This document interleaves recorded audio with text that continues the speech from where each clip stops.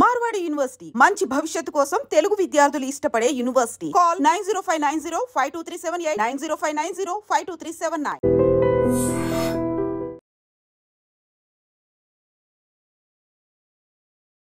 నమస్తే, welcome to I dream social spotlight with కవిత.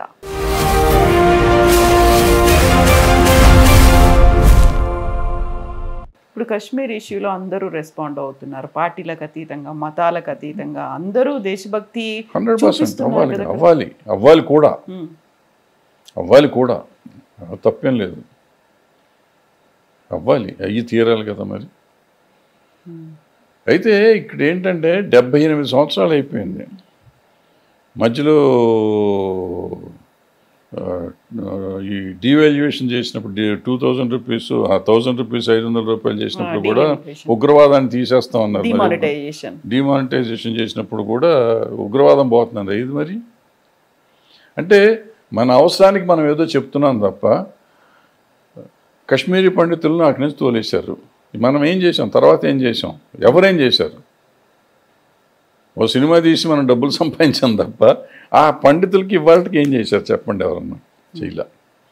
ఈ కాశ్మీర్ని చేశారు. ఇప్పుడు ఇజ్రాయిల్ వస్తే అక్కడికి వెళ్తున్నారు, రష్యా మీద వస్తే ఉక్రెయిన్ మీదకి వెళ్తే చాలా దళాలు వెళ్తున్నాయి ప్రపంచంలో. ఆఫ్ఘనిస్తాన్ మీదకి వస్తే వచ్చారు, ఇరాన్ మీదకి వెళ్ళి చేశారు. మొన్న పాకిస్తాన్లో బిన్ లాడెన్ ఉంటే వెళ్ళి చంపగలిగాం. అంటే టెక్నాలజీ పెరిగింది. మరి ఇవాళ పాకిస్తాన్ పిచ్చేషాలు వేస్తుంటే ఆక్రమిత కాశ్మీర్ని ఎందుకు మనం తీసుకోలేకపోతున్నాం? మనం ఇక్కడ 370 చేసి మొత్తం ప్రభుత్వం అంతా మన కంట్రోల్లోనే ఉంది. ఎన్నికలు నిర్వహించాం, మనం మనమే చేసుకోవచ్చు, అన్నీ తీసేసుకోవచ్చు కదా. ఒక్క గంటలో పాకిస్తాన్ని మనం కంట్రోల్ చేస్తాం. రోజు టీవీలో చూస్తూ మన వాళ్ళు చెప్తున్నారు, స్టేట్మెంట్లు ఇస్తున్నారు. తీసుకొచ్చేయండి, ఎందుకు మళ్ళీ రోజు తీసుకొచ్చేయండి. దేశంలో ఉన్నవాళ్ళు హిందూ అయినా ముస్లిం అయినా దేశ ద్రోహి అనుకున్న వాళ్ళని కాల్చేయండి, నష్టమేం లేదు. కొంపేమన్నది 140 కోట్లు. ఇటువంటి వాళ్ళు హార్డ్లీ ఎంతమంది ఉంటారు? ఓ 10 లక్షల మంది ఉంటారా? అంతకంటే ఎక్కువ ఉంటారు. అది కూడా నాకు డౌట్. అన్ని లక్షల మంది ఉంటారు నేను నమ్మను. 1 లక్ష మంది ఉంటారు.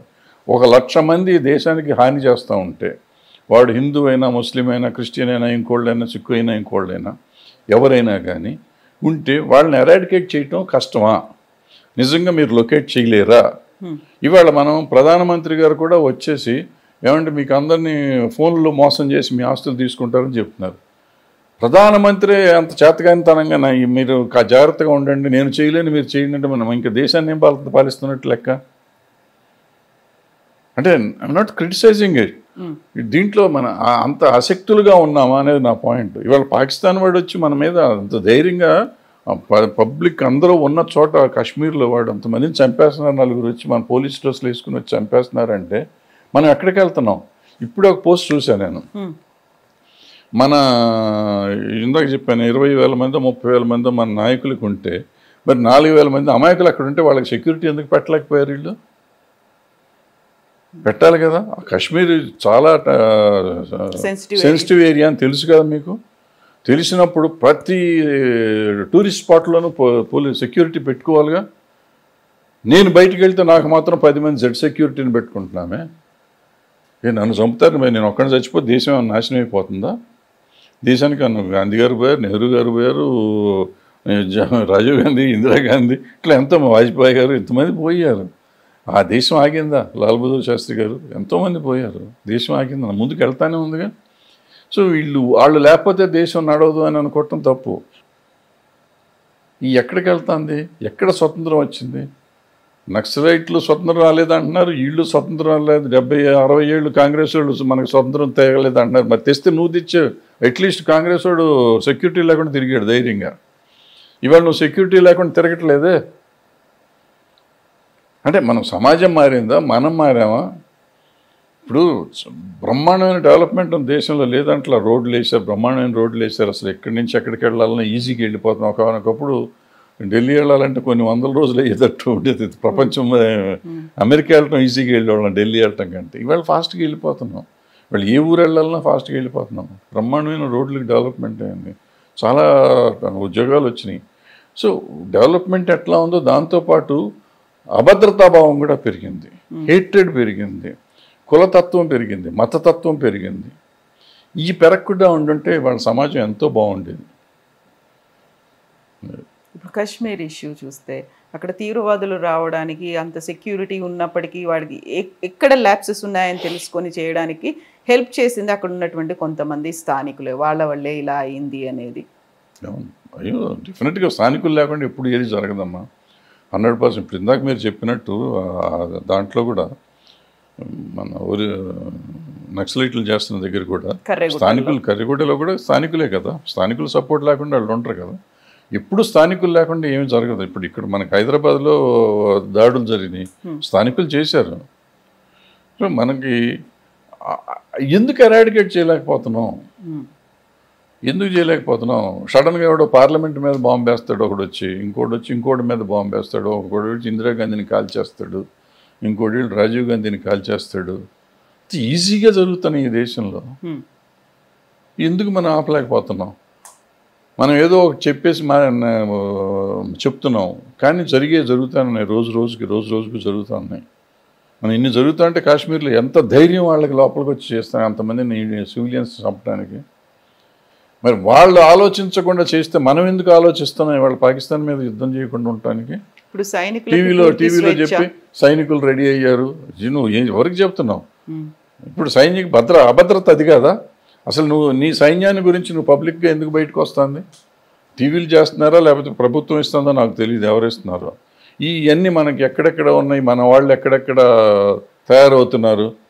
ఇప్పుడున్న ఆధునిక దీంట్లో నేను పలానా హైదరాబాద్లో నా మిలిటరీ అంతా రెడీ అయింది పాకిస్తాన్ అటాక్ చేస్తానికి, 1,00,000 మంది మిలిటరీ వాళ్ళని పెట్టానంటే ఒక బాంబు వేస్తే 1,00,000 మంది పోతారు ఇక్కడ. నువ్వు అది టీవీలో చూపిస్తుంటే నువ్వేంటి నీ చేయిస్తున్న భద్రత ఏంటి? ఇంకా నువ్వు మన మంత్రులు ఎవరైనా బయటకు వెళ్తా అంటే వాళ్ళ టూర్ ప్రోగ్రామ్ నువ్వు చెప్పకూడదంటే సెక్యూరిటీ అంటున్నావు, సీక్రెట్గా ఉంటున్నావు. అదే మరి మన భద్రత లేకపోతే మన విమానాలన్నీ ఇక్కడ తయారైపోతున్నాయి, ఈ పలానా విమానాశ్రయం నుంచి బయలుదేరి రేపు నుంచి బాంబు వేస్తే, ఈ లోపల ఆడు బాంబు వేస్తే అయిపోయింది కదా. కూంబింగ్ ఇలా చేస్తున్నారు అనేది ఇక్కడ ఇవన్నీ చెప్తున్నారు కదా. మరి ఎందుకు మరి ఇదంతా భద్రత? అసలు మన మిలిటరీ వాళ్ళు బయట మాట్లాడకూడదు, మిలిటరీ రహస్యాలు బయటకు రాకూడదు అంటారు కదా. మరి ఇవన్నీ ఎందుకు వస్తున్నాయి?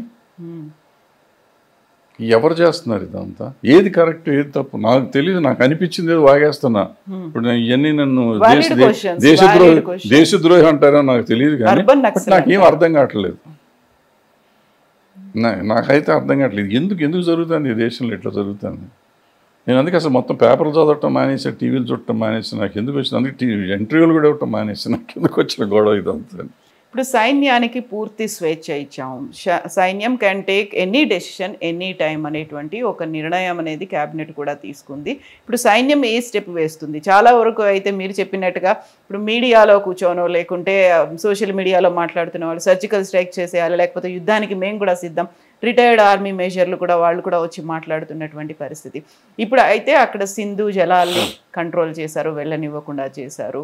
సో ఫోకస్ అంతా కూడా పాకిస్తాన్ చేసినటువంటి ఈ దురాగతానికి ఒక రిటాలియేట్ చేయాలి అనేది ఉంది. బట్ దీని తర్వాత జరగాల్సింది ఏమంటారు? ఆల్రెడీ అక్కడ 370 ఆర్టికల్ని రద్దు చేశారు, ఎలక్షన్స్ జరిగాయి, ఒక ప్రభుత్వం ప్రజలు ఎన్నుకున్నటువంటి ప్రభుత్వం అనేది అక్కడికి వచ్చింది. కాకపోతే వీళ్ళు చేస్తున్నటువంటి టెర్రరిస్ట్ చేసినటువంటి దారుణాలు, కశ్మీర్ అనగానే మీకు ఏం గుర్తొచ్చేది గతంలో, ఆ తర్వాత ఇప్పుడు? కశ్మీర్ అంటే కశ్మీర్కి కలిగి హిందీ సినిమాలు అన్నీ గుర్తొచ్చాయి నాకు. అన్ని హిందీ సినిమాల్లోనే అక్కడే పాటలు ఉండేవి, షమీ కపూర్ గారి పాటలు, దేవానంద్ గారి పాటలు అక్కడే చూస్తూ ఉంటారు. అయ్యా గుర్తుండే మాకు. అద్భుతంగా ఉంటుంది లొకేషను, ఫారిన్ కంట్రీ లాగా, మంచు, పడవలు అయ్యే సరిపోయాయి మాకు. మీరు షూటింగ్ పెట్టుకోవాలనుకో? నేను వెళ్ళా, ఇప్పుడు వెళ్ళా కశ్మీర్ చూడలేదు. నేను అప్పట్లో లేదు, ఇప్పటిదాకా చూడలేదు. నేను చూడలేదు. ఎందుకు చూడలేదు? ఎందుకంటే చూడలేదు, చూడలేదు. చాలా అందంగా ఉంటుంది చిత్రీకరణ కావచ్చు, అక్కడ ఉన్నటువంటి లొకేషన్స్ ఇవన్నీ బాగుంటాయి, చాలా బాగుంటాయి అన్నారు. విన్నాను కానీ నేను వెళ్ళలేదు. వెళ్ళాలి అనిపించిందా ఎప్పుడన్నా? చాలాసార్లు అనిపించింది, 2-3 సార్లు టికెట్లు కూడా కొన్నాను కానీ వెళ్ళా, టైం లేక ఏదో ప్రాబ్లం వచ్చి మానే. సో ఇప్పుడు పీస్ అనేది అక్కడ నెలకొన్న తర్వాత, ఎక్కడికక్కడ అంతా సెట్ అయిపోయింది, బాగుంది అనుకున్న తర్వాత ఆలోచన మళ్ళీ ఉంటుందా మీకు? ఏం అప్పుడు దాకా బతుకుంటే చూద్దాం. అప్పటిదాకా అంటే ఎంతకాలం అనుకుంటున్నారు మీరు? ఏమోనమ్మా, ఇప్పుడు 76 ఏళ్ళు వచ్చినాయి నాకు. దగ్గర 20 ఏళ్ల నుంచి నీకు అక్కడ లేదు కదా, శాంతి భద్రతలు లేవు కదా. 20 ఏళ్ల కింద వరకు సినిమాలన్నీ అక్కడ తీసేవాడు, శుభ్రంగా ఉంది కదా, చాలా ప్రశాంతమైన దేశం కదా అది. చాలా దరిద్రంగా తయారైపోయింది కదా. మరి అది ఆ కారణం ఎవరన్నా రాజకీయ నాయకులే. నాకు తెలియదు, దాన్ని మనం మొక్కమాట పడాల్సిన అవసరం లేదు. ఏ పార్టీ వాళ్ళన్నా కానివ్వండి, రాజకీయ నాయకులు చేసిన రాజకీయం ఇదంతా. ఆ పార్టీలోనూ ఈ పార్టీలో అన్ని పార్టీలోనూ ఎవరో దేశద్రోహులు ఉన్నారు. ఎవరున్నారు, ఎక్కడున్నారు, ఏ పార్టీ నాకు తెలియదు. కానీ లేకపోతే ఎందుకు వస్తారు ధైర్యవంతులు? ధైర్యం ఎట్ట చేస్తారు లోపలికి వస్తాను? వాళ్ళు ఇంత టెక్నాలజీ వచ్చినాక వీళ్ళని ఎందుకు మనం చేయలేకపోతున్నాం? మనం ఏదో ఒకసారి సర్జికల్ స్ట్రైక్ చేసాం, చంపేసాం, పొడి చేసాం అంటారు మనం. మరి ఇది ఎందుకు చేయట్లేదు అంటే నేను అది చేశారు కదా దాన్ని తిడుతున్నాం అని కాదు. నేనంటాను మనకి ఇంత ఉన్నప్పుడు అసలు మన దేశంలో ఈ 2-3 చట్టాలు ఏంటి, హిందువులా, ముస్లింలా, ఇంకోలా ఎందుకంటే ఒకలా ఉండాలి కదా. భారతదేశంలో ఉన్న వాళ్ళందరికీ ఒకటేలా ఉండాలి కదా. నాకు నీకు అసమానతను ఎందుకు సృష్టిస్తున్నావు నువ్వు? ఎందుకు ఒక చట్టం చేయలేకపోతున్నారు? ఇప్పుడు ఇన్ని చట్టాలు చేశారు ఈ గవర్నమెంట్ వచ్చినాక, అది కూడా చేసేసి ఉండొచ్చు కదా. చేసేసి అప్పుడు ఏంటో తెలుసుకుంటే తెలిసే అనేటువంటి వ్యతిరేక వాదనలు నిరసనలు కూడా ఉన్నాయి కదా. వ్యతిరేక వాదనలు నిరసనలు కూడా ఉన్నాయి కదా. నిరసన దేనికైనా ఉంటుంది కదమ్మా. ఇప్పుడు నేను చెప్పిన 3000 మంది దానికి నా నిరసన ప్రదర్శన ఆపుతారు ఎవరన్నా? నేను నా నిరసన ప్రదర్శిస్తున్నానమ్మా. 3000 మంది మీద కూంబింగ్ ఆపమనండి. నిరసన ప్రదర్శిస్తే నువ్వు ఆపుతావు అంటే నేను నిరసన చాలా వాటికి ప్రదర్శించిన వాటిదన్నా ఆపుతారా మీరు? మీరు ఆపట్లా. మీరు చేసేది మీరు చేస్తున్నప్పుడు ఇది కూడా మీరు చెప్తున్నారుగా చేసేయండి అంటున్నా నేను. భారత పౌరుడికి నాకు హక్కు ఉంది కదా మాట్లాడటానికి. ఇది తప్పులేదు కదా. ఇది ఇప్పుడు చేసేయచ్చు కదా. చేసేస్తే నష్టం ఏంటి? నిన్న ఫారూక్ అబ్దుల్లా గారు పార్లమెంట్లో మాట్లాడితే నేను భారతీయుడిని, భారతదేశం నాది అని చెప్తున్నాడు ఆయన. నేనంటే ప్రతి ముస్లిం అదే చెప్పాలి, చెప్తాడు కూడా. మెజారిటీ నేను అనుకుంటున్నా. కొంతమంది ఉండొచ్చు, కొంతమందికి ఉండొచ్చు. వాళ్ళు ఎవరో కూడా నీకు తెలుసు కదా. నువ్వు ఎందుకు చేయలేకపోతున్నావు? ఏ ప్రభుత్వం ఇవాళ వీళ్ళే కాదు, వీళ్ళు ఈ దేశద్రోహం చేస్తున్న కొంతమంది ఎవరైతే ఉన్నారో అన్ని పార్టీల్లో ఉన్నాడు, హిందువులు కానీ ముస్లింలు కానీ, వీళ్ళు దేశద్రోహులని నీకు అందరికీ తెలుసు. తెలిసిన వాళ్ళని ఎలక్ట్ చేసుకుంటున్నాం మనం. వాళ్ళే మన రిప్రజెంటేటివ్స్ అవుతున్నారు పార్లమెంట్లోనూ, అసెంబ్లీలోనూ. వాళ్ళ వెనకాలే మనం తిరుగుతున్నాం. వాళ్ళ ఓట్ల కోసం మనం తిరుగుతున్నాం. వాళ్ళని ఎందుకు లోపల ఇట్లా? ఎవరికి ఇది లేదు, ధైర్యం లేదు. వాళ్ళని వాడుకోవాలి మనం. మనకి ఎంతకాలం పవర్ మాంగింగ్ పాలిటిక్స్ జరుగుతాయో ఈ దేశంలో ఇటువంటివి జరుగుతూనే ఉంటాయి. సో మనకి యాక్చువల్గా చెప్పాలంటే సామాన్యుడికి పెద్దగా తేడా ఏమి రాదు. ఏది ఎట్లన్నా కాశ్మీర్ ఏమైనా తేడా రాదు, హైదరాబాద్ ఏమైనా తేడా రాదు. ఆ రోజు కొంచెం బాధపడతాం, అయ్యో పాపం పక్కనోడికి ఇట్లా జరిగిందని.